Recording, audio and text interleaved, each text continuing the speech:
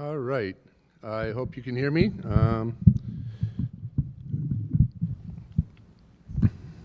Thank you for being here tonight. We'll get started. I'm going to be respectful of your time, and so I really do appreciate that you are here. For those of you that are watching the video, if you watched the video from 2 weeks ago or the presentation, this is not much different than that one, but we will have time at the end of the video or at the end of the presentation to answer questions.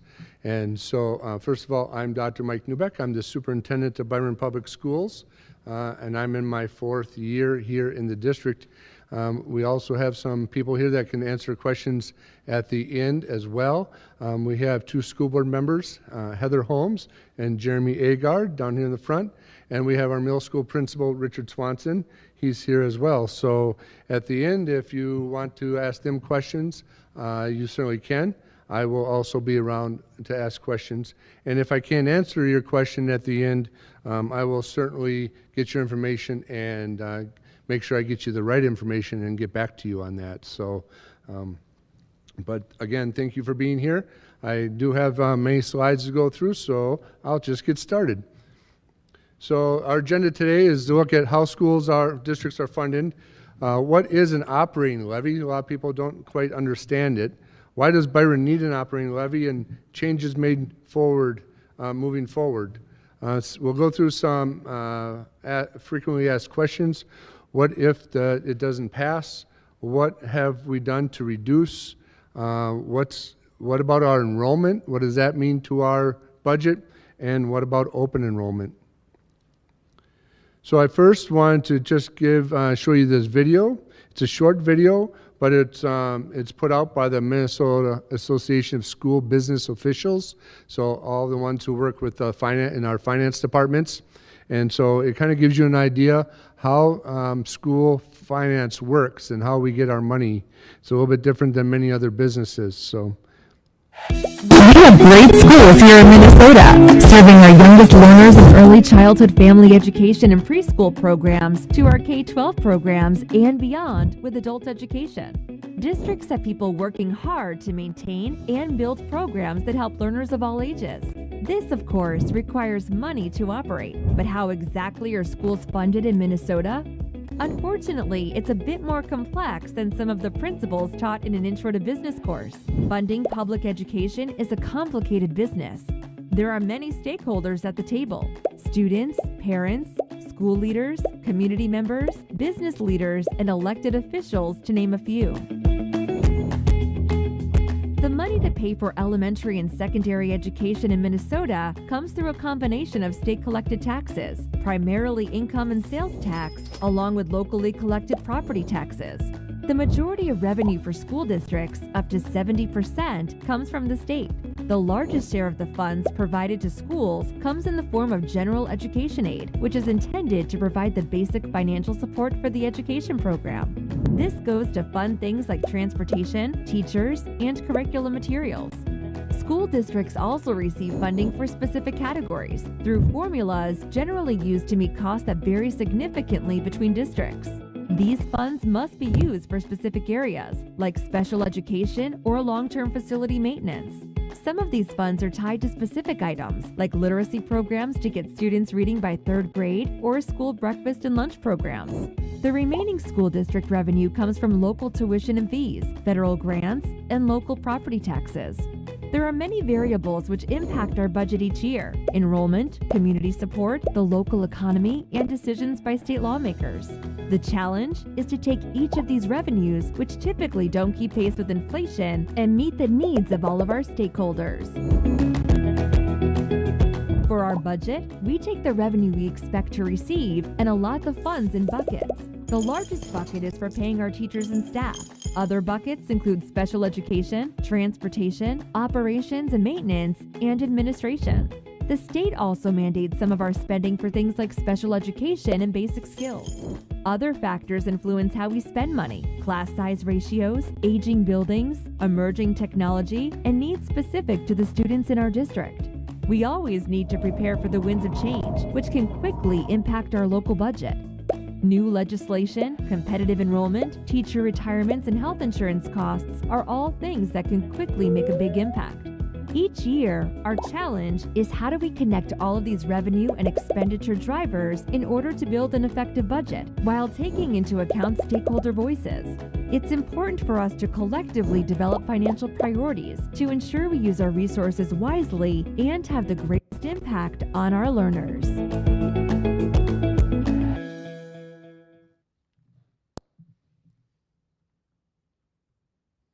We have great schools.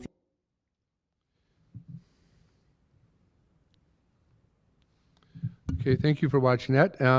This graph right here is, it talked about in the video a little bit about inflation and so forth in our state funding.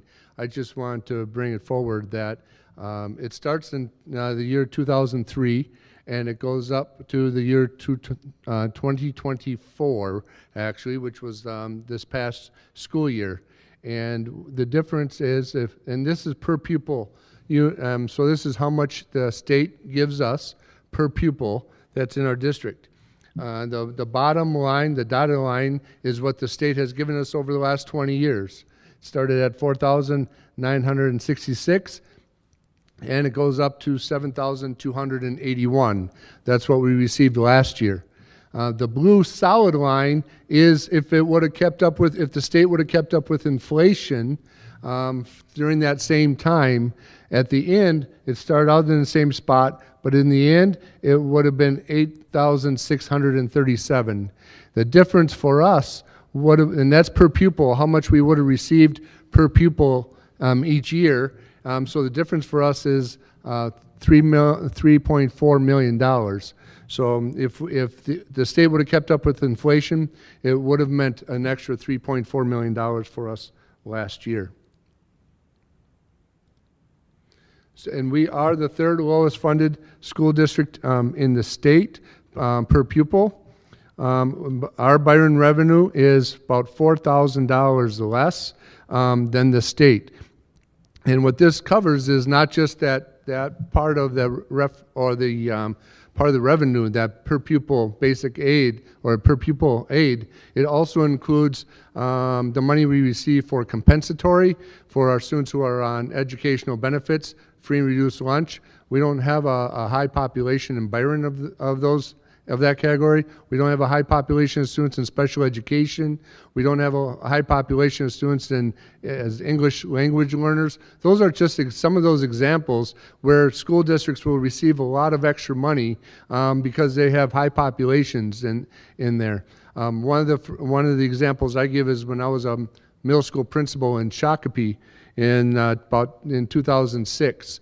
We had a 40%. I had 600 students in my building. We had 40% free and reduced population, and that needed educational benefits. And my school alone received an extra $220,000 that I could use to get teachers, to do support programs, to do other types of things in and out of school for our kids.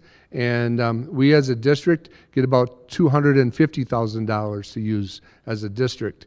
So that's just a little example of how when you look at funding per pupil that we get, those are all those categories that are put into that. And we are the third lowest funded and have been in the bottom 5 for many years. But in spite of being the third lowest funded, we excel in our MCA test scores. These are percentiles, and you can see in both reading and math and science that we are way above average. And again, these are percentiles. So for example, high school reading, we were at the 99th percentile, meaning that we had our students scored better than 99% of the other schools in the state. And so you can see these great numbers that our students and staff accomplish.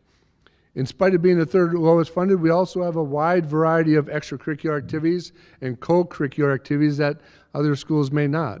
We have a trap shooting team, we have a fishing team, we have several different levels at most of our sports in order to meet the needs of all the kids and all the kids that want to be involved in co-curriculars. And also, in spite of being the third lowest funded, we provide a rich and meaningful course courses and learning experiences. This is our profile of a graduate. This is our strategic plan, and this is what we are known for here in Byron. We have classes and we have programs for kids to be able to pursue their passions, be able to pursue their certificates if they want to get some nursing type certificate or those types of certificates outside of the school day, or to carry on to when they go off to college, they can do so. And this is really our North Star. And we have classes that, we have mentorship classes, we have post-secondary type high school classes, as well as the welding and all the trades, as well as the high-level calculus AP classes. So we're able to really help kids find their passions and do great work and be prepared for when they leave Byron High School. But this is not a new problem for us. Over the last 20 years, we have had operating levies. In 1994, they went out for one for $208 and did not pass that one. So they went out the following year for $214 and they passed that. However, in 2001, I was informed that the state kind of did something different with all the levies and so forth.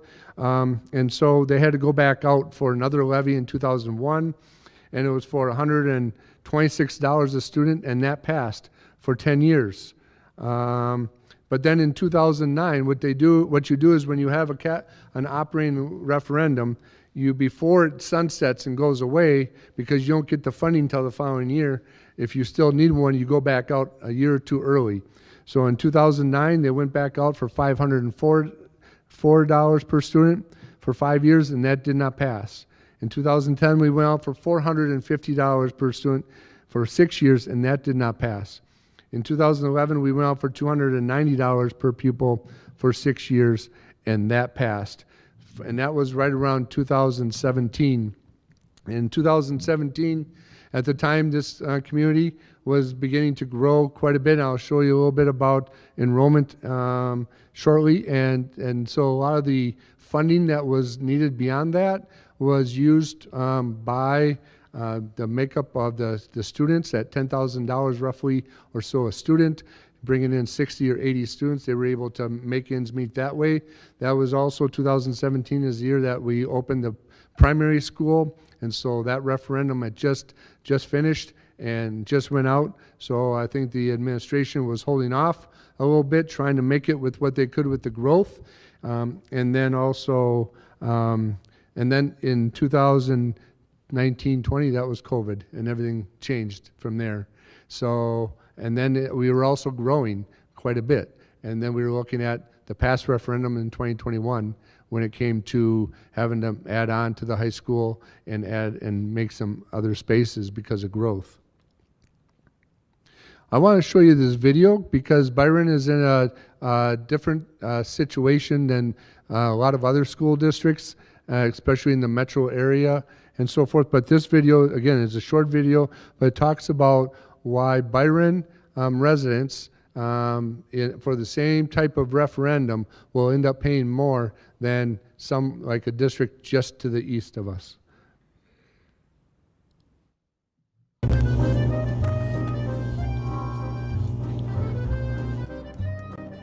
One pizza, please, with the works. Sure thing. Hey, you look like you're from Businessville, is that right? Yes, I'm from Businessville. All right. That'll be $10. Thank you very much. Wow, that's great. I'll have a pizza with the works too. Well, you live in hometown, don't you? Yes, ma'am. Proud to be from hometown, Minnesota. A pizza with the works will cost you $30. But I only have $10. Oh. Well, for hometown folks, this is what you get for $10. But that's not fair. He paid the same and he got a much better pizza. Well, that's our special formula here at Capital Pizza. You wouldn't accept this if a restaurant treated you this way. Yet this unfairness is real for a lot of school children and taxpayers across Minnesota. Here's how it works. When the residents in Businessville pass a levy referendum for their schools, the corporations, shopping malls, and office complexes help pay that bill. Neighboring Hometown has very little business development. When residents in Hometown pass a school levy for an identical amount of money, they pay 2 or 3 times as much. You heard right. That's double or even triple the dollars for the same amount of school levy money. Homeowners in Businessville get a tax discount that is sanctioned and approved by state lawmakers. Under this same unfair system, if levy taxes are equal in the two towns, Businessville schools get 2 or 3 times more levy revenue than Hometown schools. This allows Businessville schools to offer their students more opportunities and a higher quality education than students in neighboring Hometown, who have larger class sizes, fewer music and arts programs, outdated technology, no extra help for kids who need it, and fewer advanced courses. It's time to end this unfair system of taxation and support equity in education. Tell your legislators to equalize education funding to make Minnesota's system of funding public schools fair. For more information, go to schoolsforequity.org. All public school students, like me, must have equal access to a high-quality education, regardless of where they live in Minnesota.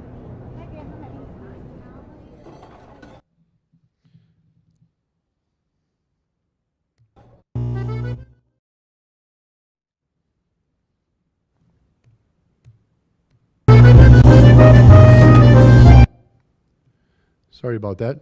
So as I said earlier, even being the third lowest funded, we've done some amazing things when they talked about having benefits for our kids, having interventions for our kids. We have those. Having those classes for our students, we have those.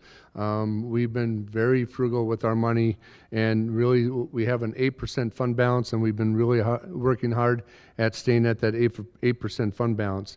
But this graphic here shows that if a $300,000 home or business generated $2,929 per pupil for the school operating revenue, you could see how much each taxpayer would pay for a $300,000 home. And so you can see where in Cook County or Eden Prairie, for example, for the same amount of a referendum, they would pay $338 per year, where Byron would pay $1,692. And again, that's for a $2,929 per pupil rate, which we are not asking for. But you can also see for that same one, for Rochester, the town just to the west, they would pay $833 per year, while Byron residents would pay $1,692. Again, it's because we, at this time, don't have many businesses in town, and a lot of the weight of the referendum falls on you as residents. So what is an operating levy? An operating levy is the primary way school districts can increase their revenue. November election ballot question, it's stated as a per pupil, where when we went out 3 years ago for the building bond, we said it was 44 million. This one has to be out per pupil. It's payable in 2025, meaning that it would, if you voted yes, if we passed it this November, it would go on next year's taxes, and we could use it for the 2025-26 school year, so for next year. It allows districts to generate additional general revenue, and the revenue can be used for any capital or operational expenses. It can be used for staff salaries, it can be used for technology, used for utilities, used for programming, anything that we would choose. The reason I say is because there are some tech levies that you might hear about, or some other capital levies like technology, where it can only be used then in the area of technology. And so this one is not. This one is to help us pay for lights, pay for programs, and so forth. It's an annual levy with a maximum of 10 years. Taxes are spread on a referendum market value. Most property types pay same tax dollars depending on property value. Residents pay about 68% of the levy. What that first bullet means is if you are a farmer, you are not paying for your whole land. You are paying for your house and the value of your house and 1 acre. Elections may only be held in November, where in the bond, I believe it was the year before, well, right before I came here, they had a bond referendum in May. So we can't do that with operating. If we do not pass it this November, we cannot go out till the following November, and then we don't get the money till the following November after that. So it just pushes everything that much more down the road, and then creates more stress on our budgets. The bonds are for building, and levies are for learning. And then someone asked at the last meeting, so they heard that an annual levy or an operating levy can go beyond 10 years. In the past, you would have to go back out in 10 years and ask. The last legislative session, the legislators had voted and approved that you could extend or just renew that levy one time, as long as nothing else changed in that levy. You couldn't add more money or anything like that, but if the levy was exactly the same for those 10 years, that a school district could go out and automatically renew that without voter approval for that length of that levy up to 10 years again. Out of 331 school districts in the state, 73% of them have an operating levy right now. And the average is $1,080 per pupil. We are not part of that 73%. This shows a comparison to some area school districts. You can see Goodhue at the present moment. Goodhue, Byron, Casson, and Pine Island do not have any referendums to help support, so us four are usually in the bottom 10 funding. And then Stewartville, it's hard to see, but they're at $245 or $246. Hayfield's at $594. Cannon Falls has two there. There's one for $500, and then there's also a tech levy that they have for $422. And I know that they're going out for an additional $750 this year as well.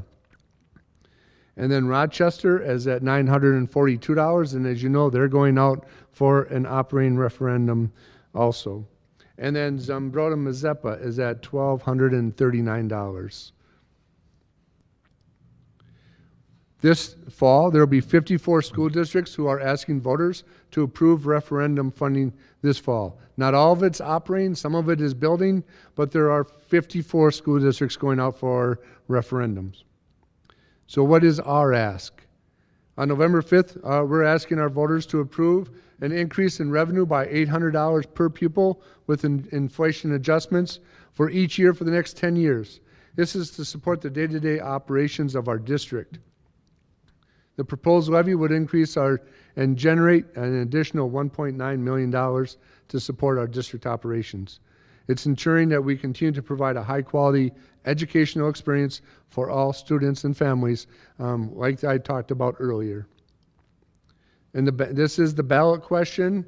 I know it's hard to read, but we have this out on the website, and we have the question out on the website. And it does say, by voting yes on this ballot question, you are voting for a property tax increase. And this would be roughly the property tax increase. Depending on the column on your left, it would be the value of your home.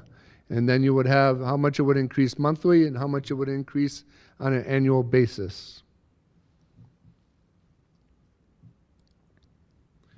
So why the need for more funding?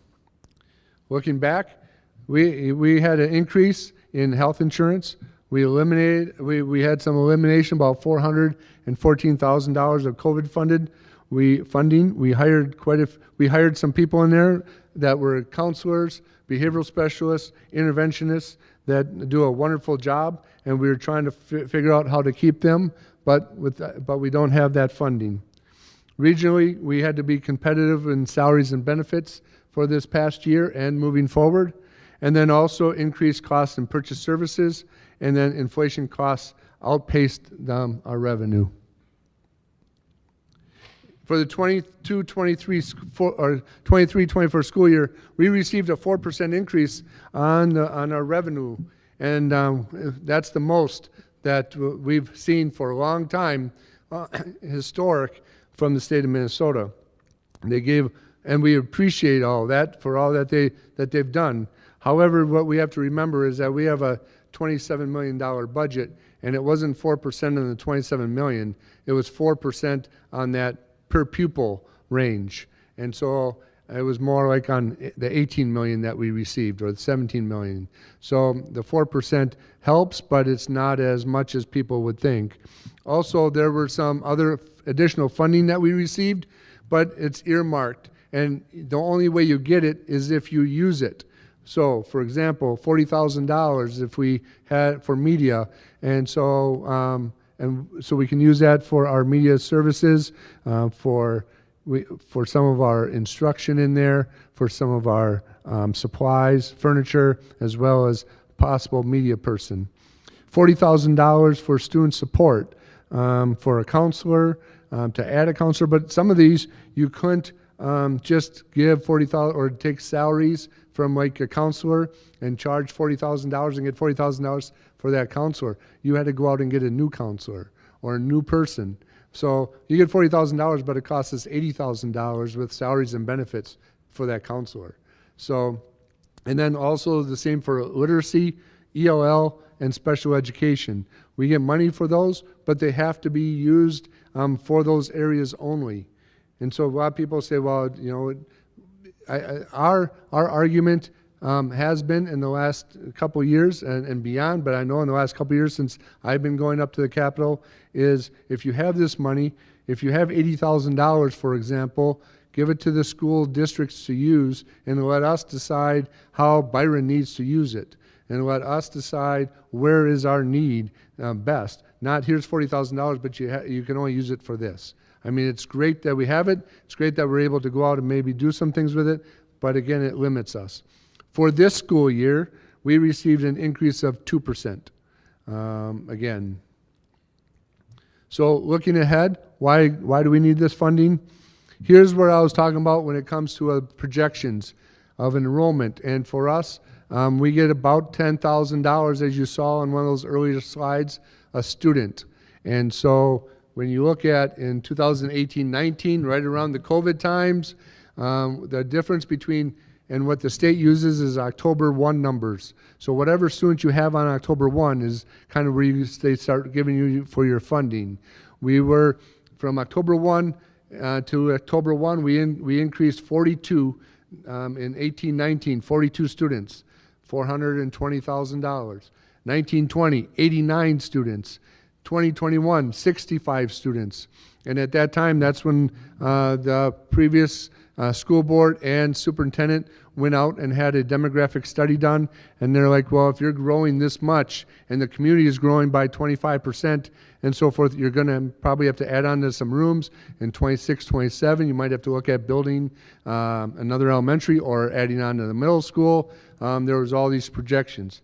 However, then slowly after that, we started seeing a decrease. And we started seeing a decrease also in our building around town. So 21, 22, 12, 22, 23, 25, then 26. And from last October to this October, we were at 12 again. We've only increased 12 students. So you can see that back when this levy, when that last levy I talked about sunsetted, we were getting 42 and 89 students, somewhere in there. They were projecting quite a bit, and they were using that revenue to make ends meet. Now I asked that same demographer to come out this past year. She gave a presentation to the board in August and said because of the low birth rates and so forth in Olmsted County that we're probably going to be flattening out. And so I think I have a slide on that in just a little bit. The enrollment changes. For the other thing that we need to look at is the difference between our senior class and our kindergarten class.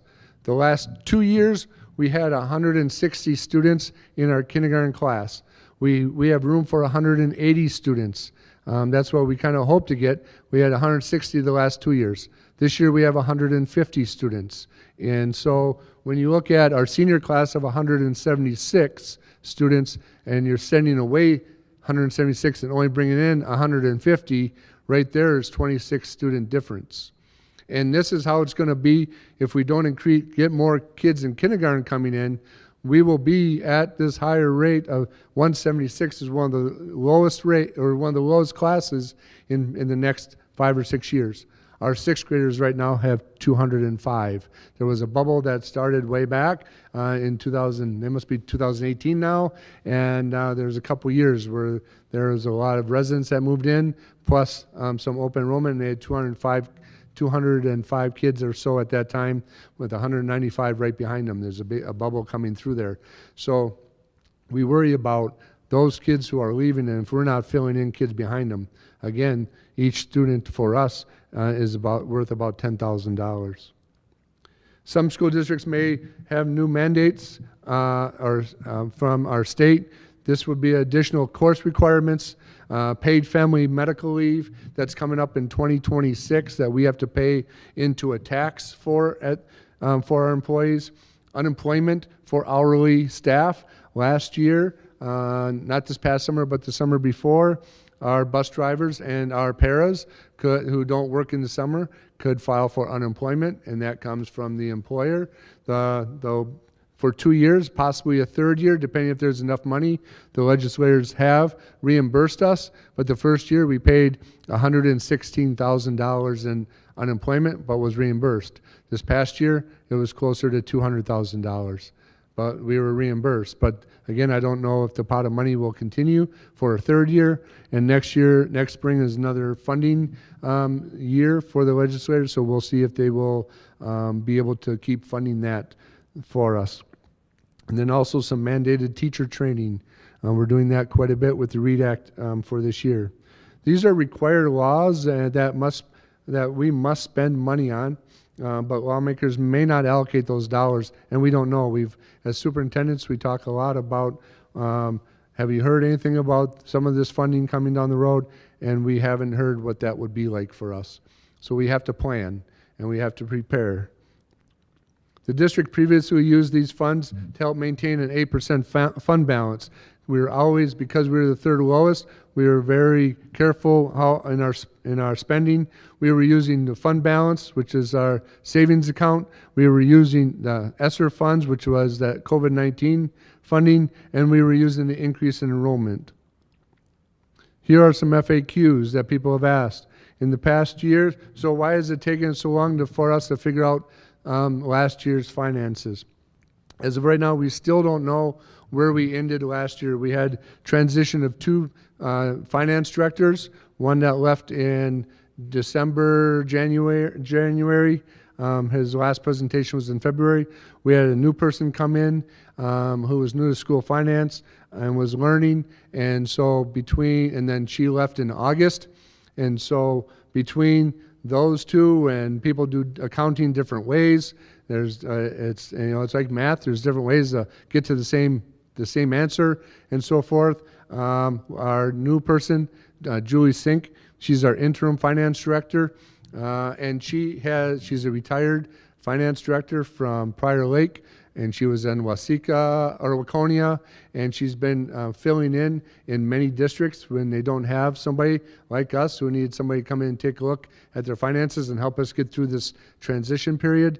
And she is having to go through double check figures. I've asked her to make sure she knows where everything is, all the revenue, make sure we get all the things from the state that I talked about earlier, that in order to get the money, you got to put all the reports in to get it. Make sure all those were done, and then go through almost line by line for the last year to make sure that we have what we need and what we're supposed to get. So not only in our expenditures, but also in our revenue. We have sent all the reconciliations, all the things that we need to Region 5, but again, it was a year's worth of work, and that they are now putting together, and hopefully any day now we'll be finding that information out and then sending that out to people as soon as we can. What happens if the operating levy doesn't pass? and people want specifics. I can't tell you specifics at this time because it will depend on how, if the referendum doesn't pass, exactly how much are we going to need to cut and reduce. Now, after we get that FY24 number back from Region 5, then Julie will have a pretty good idea about where we will end if we don't pass the referendum. And then we'll be able to say, here's, if it's a larger number, then here's what we're going to have to look at to make some cuts. If it's this number, here's some of the things that we're looking at. But however, it will, if we do not pass, it will increase class sizes at all levels. It will reduce support services for our students, meaning it could be counselors, it could be behavioral specialists, interventionists, para support. We would be looking at eliminating some of those course offerings I mentioned earlier that are so important to our kids and help with our profile of a graduate and really get them involved and excited about school. And then also we would have to maybe look at reducing or eliminating what extracurricular programs or activities or clubs, the things that keep kids off the streets, they say, right? And things that really help students kind of build that whole student and develop that whole student, that whole person. And that's what we pride ourselves in. But what happens if the operating levy does pass? We're going to be able to maintain that profile of graduate, which is a model around the state. People call us all the time asking about it. We'll be able to attract and retain our great staff. We have some awesome people who work for us and build great relationships with kids, and our kids love them, the parents love them, and they go above and beyond to do what they can for our students. It will help us keep our class sizes at or below present levels, and it will help us meet those challenges I talked about, that flat or decrease in enrollment. Again, the one caveat there, though, is if housing developments come back and start coming, not just apartments and townhomes. In that demographic study, the demographer said that it takes 100 townhomes to get 22 students. So you see all the new townhomes going, we don't get many students from there. You see the apartment complexes going up, we don't get many students from there. What we get students at are really affordable single-family homes. And they say even some of those houses that are $1 million or more, a lot of times they don't have the school-age kids that you would think. And so it's going to help us meet the enrollment of that. Now, again, like I said, that could change with housing developments. Maintain the many mental health and academic supports for our students. And that's really important these days. And it would also help us build our finances to get back and at least meet our 8% fund balance. Just so you know, people say, well, what's so special about 8%? And it's a formula that the state uses.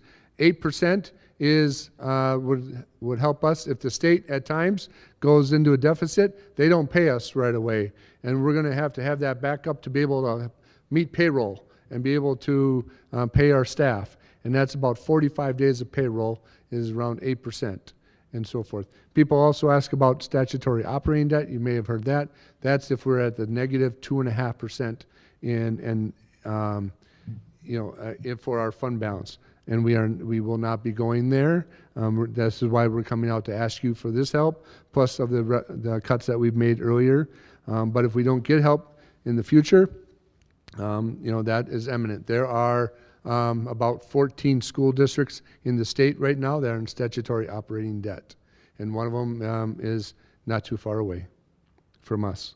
It's also to help build cash reserves, because right now there are times that the state pays throughout each month, throughout the year, where you'll get more money and then less money depending on the time of the year. But for example, in February and around February, March, that's when we have to pay our debt service, like our mortgage, and pay for the buildings and so forth.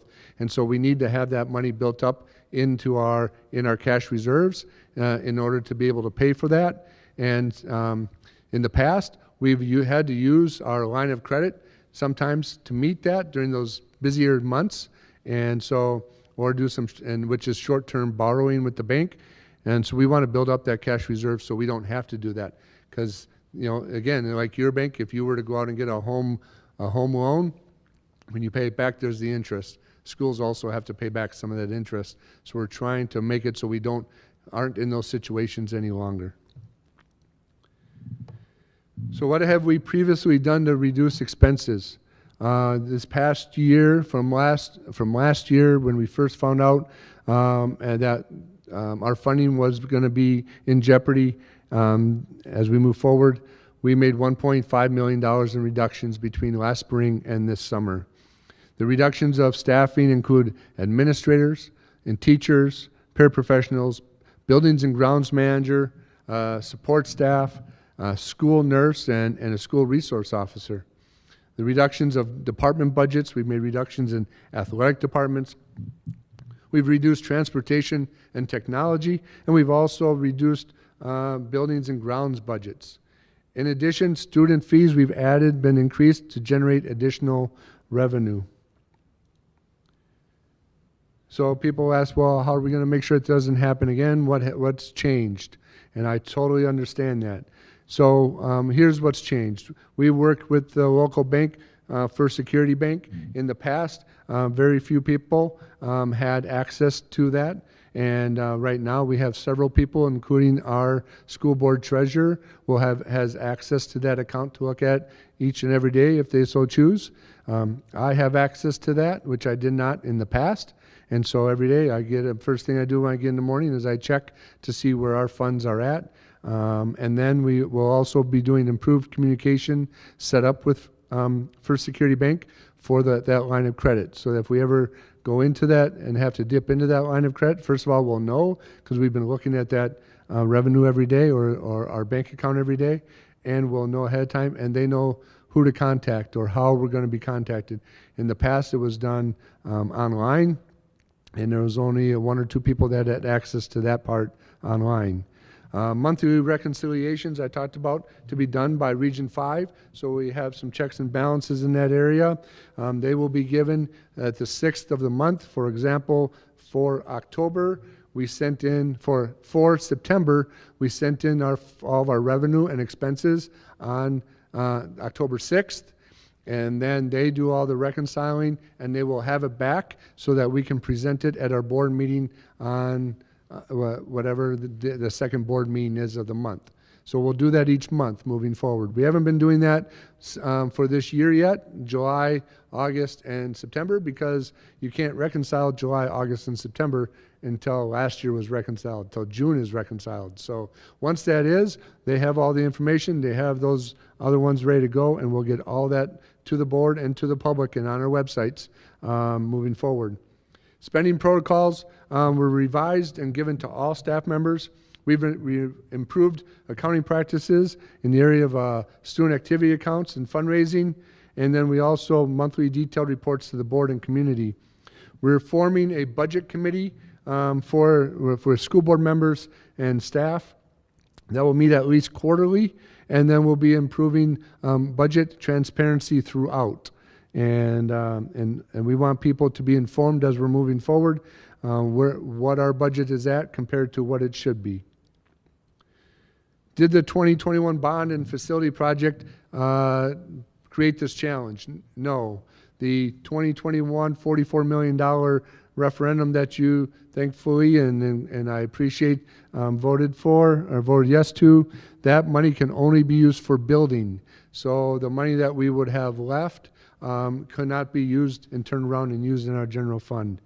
And as of right now, tentatively, we are figuring that out, but we're at about $300,000 left on our building construction fund, and we'll be using that to finish some projects as we go. But for the most of it, the projects are done. So why do we have open enroll students? Open enroll students are important to our schools and our budget. Right now, for this year, we have about 22% of our students in K-12 are open enrolled.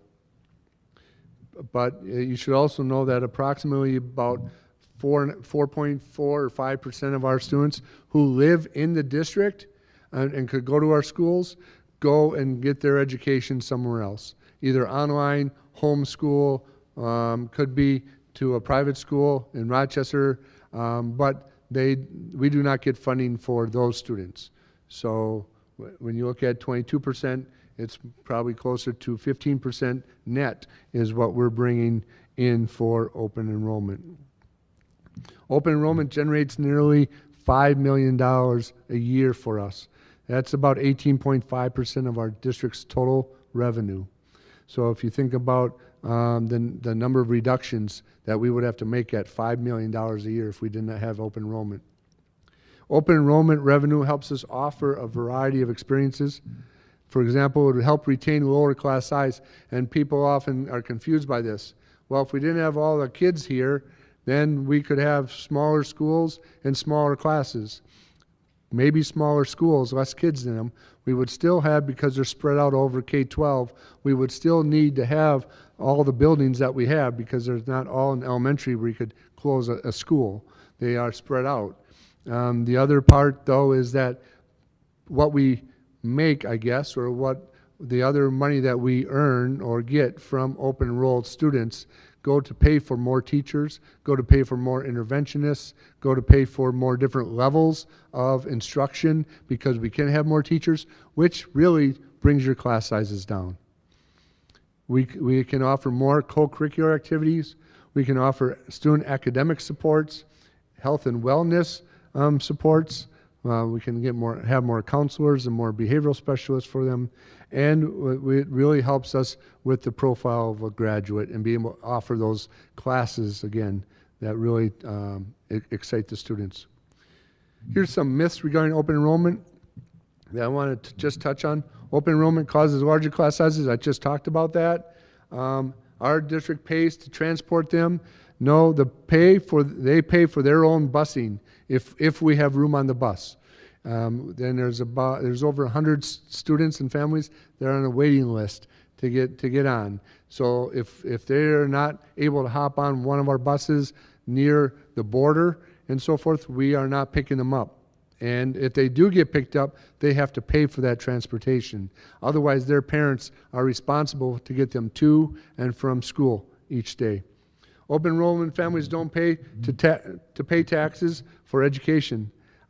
They do, but it is for their own school district. They don't pay taxes here. Again, here's the one I talked about earlier. We would have smaller schools or one less school. No, we would not. And then if people wanted to send their children to Byron, they should move here. I hear that. And you know what? They're trying. Many people either do move here once they're in or they move here afterwards. But we don't have a lot of affordable housing in Byron.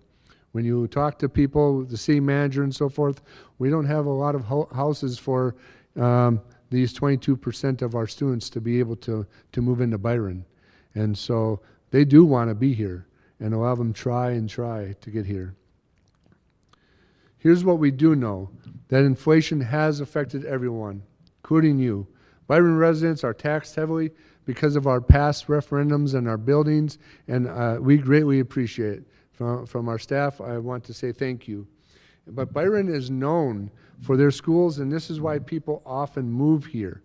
And it will be, if you are coming up with looking at selling your house, I will tell you that you'll probably get more for a house here in Byron than you would for the surrounding areas, because they want to be here in the schools, and it might be easier to sell your house.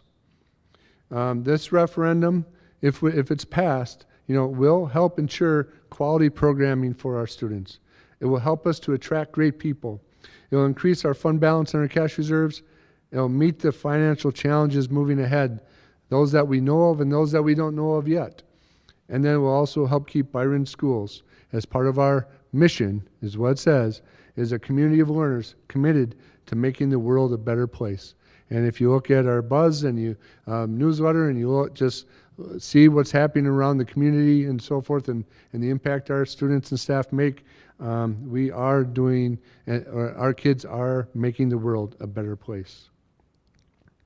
So now would be some time. Heather Holmes is going to walk around. If you do have questions, I will answer them the best I can. If I don't, I will get your name afterwards, and I will send you an email, and then we'll put it out on the website as well if there are questions that I am not able to answer.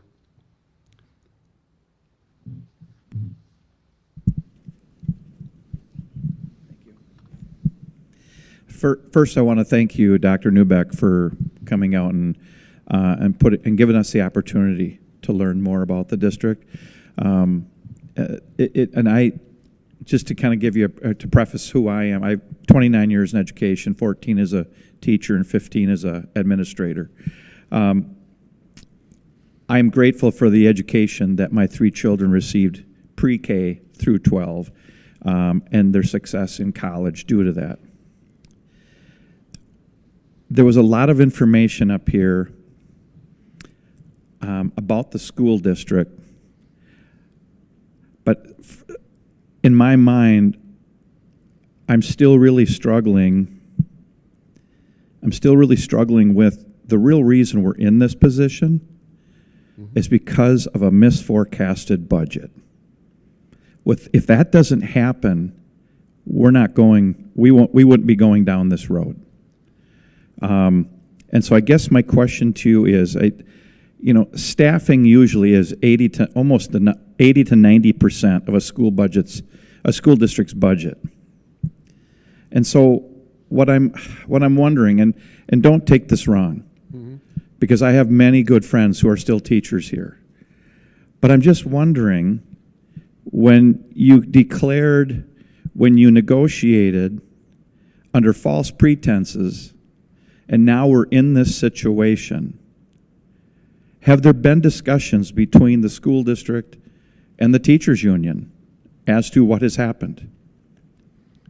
Yes, and let me just go back and say that as we went through negotiations, and our, at the time, business manager had looked at what, with that 4% coming in, we had last year the 26% or 26 new students coming in of what we could afford and so forth. So we negotiated with not only the teachers union, but all the unions. We had 4 different groups that we negotiated with, and we had an idea what we could afford. And if you look at what other districts had settled at, because of that increase in budgets, a lot of districts were settling at higher than normal situations and so forth. And so knowing that we had this money, we were following with what we were being advised on the first year was 5%, and the second year was 1.5%. And so with our teachers, the others, some of them were at 6 and 2, but again, at the time, we were informed that that was part of our budget and so forth. The miscalculation part came in inside the budget later when it came to the revised budget part. Some of that money wasn't put in the correct way, and so we found that out later. However, that's one reason that we didn't find out early enough, but the other part is that we did see a 28% increase in insurance. We did see more inflation for other services. We did try to keep some people using that COVID funding that wasn't there anymore. But again, we were going off some advice by a person and so forth as we move forward. We have been working with the teachers associations and the paras and so forth, the BEA, but once you have your contract closed, you're not supposed to reopen the contract. We did talk to them though about what steps could we make to make this work going into this year. They've been very helpful in trying to create and come up with new ways, talking about reductions. Where can we reduce? We have staff. One of the things that we put together this fall is a staff and community advisory groups to talk about reductions, and the staff have been very great at helping us look at the implications of reductions and then also what we could do in the future.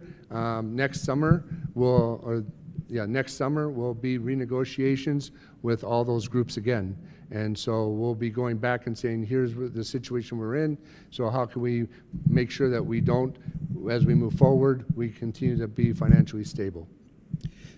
Okay, I just want to follow up, and I did watch the first meeting, and so you're looking at generating $1.9 million each year for 10 years, correct? Yes. Okay. I heard you say this at the first meeting, and you repeated it tonight when you said we still don't know where we finished last year. Yes. Okay, then how can we as taxpayers have any confidence in what you're asking for us right now, but you've already made the decision to go to the referendum, but you still don't have all the numbers? Yes. So, so in the spring, and as we're going through, we have to make a decision in July if we are going out for a referendum or not, so everything can get put on the ballot. At that time, the new business person was using a model and worked with other people, was using a model, and that model showed that we were going to be short $2 million from last year. We had cut $1.5 million. So that model showed that she showed us, the board, our Finance and Facilities Committee that's made up of administrators and community members. She showed us several different models of how much to go out for, and that's where we came up with the $800 per student from those models. But I can tell you that as things progressed over the summer, and as we end up with, as we were lucky enough to have Julie Sink, she's able to go in and be able to verify some of the numbers that not only was maybe some of the inputs for the expenditures put in incorrectly, but also some things for revenue. So I believe me, there's nobody in here that wants to see those numbers and wants those numbers more than me, so we can move forward with planning. But please be assured that we're trying to do everything we can around it by working with these advisory committees and so forth to be able to get these ideas in, so that when if we do have to reduce at some point, we have the implications. So if we make this cut, what does that mean to our students? What does it mean to our teachers? What does it mean to the community? So that when we get to that point in November, we can have educated conversations at the leadership and the board level about these reductions moving forward. But we want to make sure that they're the right numbers. And so Julie and the team at the district office have been doing everything they can to get the numbers to Region 5 as quickly as possible. But like I said, it's been about a year's worth of accounting that they had to go through and double check. So please know that we have those other areas that are in place, the budget committees, the things that weren't in place in the past, but we've put that now in place to make sure that we are lockstep with whoever our business manager will be at the time, and our community and our board moving forward for this financial stability. But again, I'm sorry that we don't know the numbers, but we're just trying to make sure that they're true and they're verified as we move forward. Yeah. So my question follows up probably somewhat with his. I've gone to a lot of these meetings and school board meetings, and ed finance is very complicated, I've learned. But one question that came, I believe it was Director Prigge that asked on the September 23rd meeting in my notes, when the levy was passed, just a regular levy was passed for Byron taxpayers. They did the max levy. They said they've always historically done the max levy. And he asked, in 2025, in the fall, when the regular levy comes through, do we have to do the max levy if the numbers come back not as dire as was projected? Or can we bring that levy down to bring the burden on taxpayers if this operating levy passes, to try and bring balance and relieve some of the pressure on taxpayers, because nobody wants to tax people out of their homes? And my understanding was yes. So my question is, why is that not being shouted from the mountains, that it's possible that if this levy passes, the regular levy could come down if that amount wasn't needed, because we don't have these numbers. But if the levy is not passed, it'll take until 2027 to get that money, and by that point, according to the projections given in July, we'll be facing statutory operating deficit. It doesn't work both ways in reverse. So that's my question, I guess. Yeah, so we have to be, you're right, for the levies. Each year, the state says that we have to go out and levy and that's how we get our funding. And there are some levies that could be reduced at times and so forth. And however, if this levy does pass, are we going to do that right away? I would say no, because we don't know, one, At this time, I would say no, because one, we don't know exactly where we stand for FY24 for this past school year. Two, we also don't have really a good handle on what's coming forward and what this, for our mandates and so forth as we move forward. We want to make sure that we get our fund balance back to the 8% and make sure that we have build those cash reserves. Now, was Mr. Prigge, was he correct in that we could give it back at some point? Yes. There's two things that you could do as a district. You can always say, okay, we're at this point. This levy is really helping us. We can cut back a little bit and reduce and give back to the community and then reduce those levies at that point. Or they could just totally revoke. If all of a sudden in 5 years, things change, we had a lot of enrollment, we've had lots of things happening, and we want to revoke this levy, you can go and revoke it at any time. But we just want to be careful. I don't want to make any promises that we're going to go out and reduce things because we don't know what that future looks like for us.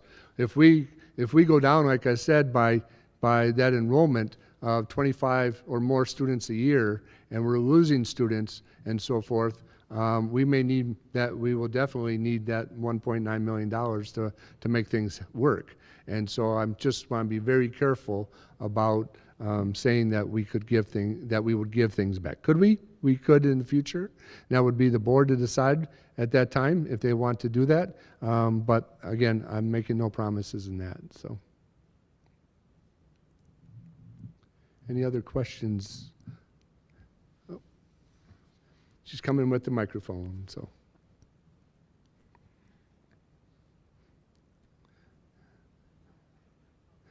Either one. They both had their hand up, either one. As I think because of seniority, I got the microphone. I moved to Byron with my wife 5 years ago. And when we retired, we wanted to be near family. We have a daughter who's married with 2 kids that are in the school district. So I'm a stakeholder because my grandkids go to school here, and I'm also a taxpayer. I remember 3 years ago when open enrollment was discussed, and open enrollment was generating $3 million a year then, and tonight you shared that we now are receiving $5 million, and thank goodness for that. Mm-hmm. You know, there is negativity out there regarding open enrollment, which is misinformation. That open enrollment has been a financial boon to this school district. So I think, that $5 million figure is very important yes. for people to understand how that's generated. Yes. And my daughter and her family are here because of the quality of education within the Byron School District. So I think it's very important to support this referendum. And I think just like with our general election, it's so important for voters to be informed.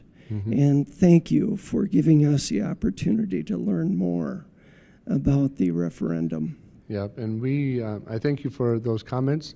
We will continue to find ways to get communications out. It's hard. I will be very honest. When we started talking about this back in July, and we had those advisory committees set up, and we talked about here's the process, it was all thinking that we would know a number that we would have to do and be able to share, here's what we have to do. But until we find the true numbers and verify those numbers and make sure what our target is, it's been so hard. So once we do know those, there will be quite a bit of, I think, my plan is to work with our tech director on getting a lot of information out, either through our own email system, but I know there's a lot of people who are not part of that, through Facebook, and any information that we can get out so that people are informed coming up, because I know this is making it really difficult for people to understand, and we really want to make sure that people are informed moving forward, and the needs of the district moving forward. So, one other comment. I understand the importance of lobbying the legislature mm-hmm. regarding funding equity among schools. And I've talked to legislators about the disparity in funding between schools. And they said, well, we have this system and it works, and that is the referendum. And if your local community supports your school, they're going to approve the referendum, whether it's for bonding or learning. And so I think that for anyone that wants to approach their legislator, it's important to be aware that that may be their response. And that is kind of the universal message among legislators, that the local community should have a voice in referendums, and that system is in place. Yes, you are correct. That will be a usual comment from them. The one Capital Pizza video that you saw, that was from an organization called Schools for Equity in Education. It's not the equity that everyone hears about now. It's about school funding equity. And they have a lobbyist that's up there. They have an organization that just takes districts like ours and really talks to our needs. And yeah, they're going to say referendum, but then my comment would be, well, what do we do though if we don't have the businesses to help us? It falls on us, right? Because like I said, Rochester is going out for $20 million a year. We're going out for 1.9, and our taxpayer for the same value of house here is probably going to pay the same, if not even a little bit more, in taxes for a year than a person living in Rochester, because of their size and the number of businesses that can help create that revenue for them. So those are very good points. And being the legislative session again coming up this year and funding one, we'll be making trips back up there as board members and superintendents. We go and sit in their offices and try to twist their arm. They just don't always put their arm out for us to twist. That's the problem. So, but thank you. Do you have a question? Thank you much for having us. One of my questions overall is on the health insurance. It was over a 40% increase, it sounds like. Were alternatives explored for that? Yeah, so last year it was a 29% increase. This year was a 28% increase. Okay. And they're saying next year it could be a 20% increase. Here's the problem with our health insurance, is that for many years, it was only like 5 or 8%. It was an average over the last 5 years of a 5.6%. There was actually, my first year here, it went down. And so no one's going to say, no, we don't want that. We don't want to go down in health insurance, right? It went down, but then what happens is by doing that, you don't create that revenue that goes into your bank account, sort of And so then what happened is we started to have more people that needed services coming out of COVID. And more people started to go back to the doctor. We started to have more claims. We've had 4 or 5, unfortunately, some pretty high claims, and so forth. And so that all played into it. Well, now you only have this much in your bank account, but your expenses are this much. Well, all of a sudden that gets to be the 28%. Did we explore other options? Yes, this past summer or this past spring, we work with a company that works with a bunch of different insurance companies. We put out our bid. You have to go through a certain bid process. One company came back, and that was the Public Employees Insurance Company, or people, and then it's called PEEP. And they gave us an offer. They would take us on for a 50% increase. So what we have done, though, is that we have started we're doing a virtual option, which people can go on and talk to a doctor, like, I'm having my nasal stuff or whatever, dermatology appointment, whatever, and they don't necessarily need to go in. They just want an opinion for their kids, themselves, and it doesn't cost anything for the employee, and it doesn't count as a claim. So if we can do some of those and have those less claims and save our money this way, then we become more attractive to other insurance companies. And we'll go back out for bid next year, and because we can go out each year for a bid and so forth. We've done things like have higher insurance deductible programs and so forth. We've also done one, and I know this isn't probably popular with a lot of people around here, but there's one that's cheaper that doesn't use mail, and so we've offered that to our employees as well, if that's what they so choose to do, and that will help us keep our costs down as well. So we've done those things. we're just not very marketable. We don't look very good right now to insurance because of our claims. No, that's helpful. Thank you for that. And the last one's more of a comment. I've seen a lot of things on social media, had a lot of conversations with local residents, and I think the details of the cuts is what could potentially be important, and getting that drawn out a little bit more, because I think there's a significant difference, right? If you add 2 additional bodies per classroom versus 15. Or are we really looking at cutting the extracurricular activities first? And how are those prioritized? So if any of those line items could be drawn out a little bit more, I think that just helps paint the picture, and people can digest that a lot easier rather than kind of seeing the cumulative list and not really being able to, again, visualize what that means in terms of impact for their particular kid that they're. Yep, I totally understand. Thank you. Any other questions? Again, I'm available. We're available here on the website. If you go to our web page, you can go, and on the front it says questions and information regarding the reductions or the referendum. Actually, not reductions, but referendum. You can click on that, and there's a link for you to ask questions. I had a couple today, and then we're putting together a FAQ, and we'll get that back out on the website so people can see the questions that are asked and how we would answer them. But please feel free to do so. My email is also on the website. If you can't get through for some reason or it doesn't work, email me directly. I had someone do that today as well, so I appreciate that. And I'll get back to you as soon as I can with the correct information as soon as I can. So I thank you for being here tonight. I thank you for taking the time. And again, all I ask is that you are informed and that you ask questions as we go between now and November 5th, and then you vote how you need to.